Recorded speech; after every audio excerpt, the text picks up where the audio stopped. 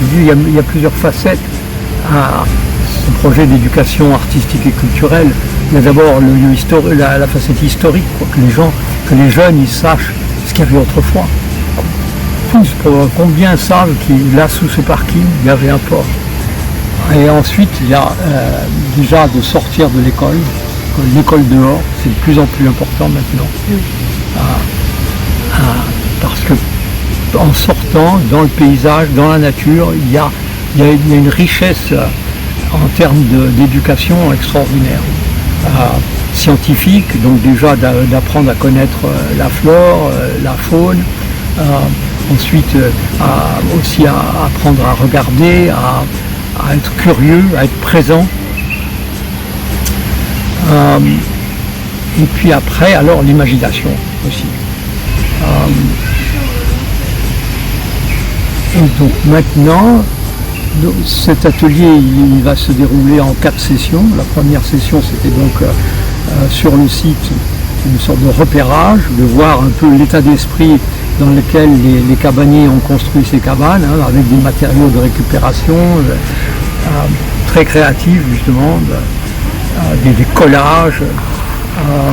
Et puis maintenant donc ce sont les ateliers de maquettes en classe, dans la classe, où ils vont créer donc en 3 dimensions des maquettes de cabanes qui seront ensuite exposées à la médiathèque de Lunel. La dernière fois en classe, ils ont donc avec des planches de cajou, des cagettes, et on a peint, ils ont préparé les matériaux avec toutes sortes de couleurs. Et aujourd'hui, nous allons commencer à les assembler. Donc en deux séances, on va créer les maquettes. Mon rôle, là, c'est de les guider, c'est de les encourager. Donc là, ils sont encadrés par un plasticien. Il y a un plasticien qui a une grande expérience de la 3 dimensions. Il expose en ce moment d'ailleurs au musée Médard.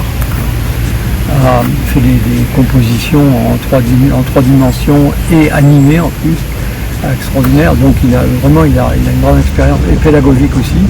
Et moi je suis là pour les accompagner, quoi.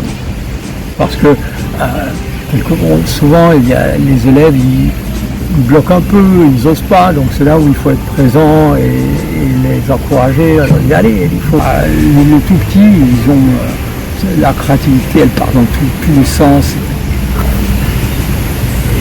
Malheureusement, il semble qu'ils perdent cette spontanéité.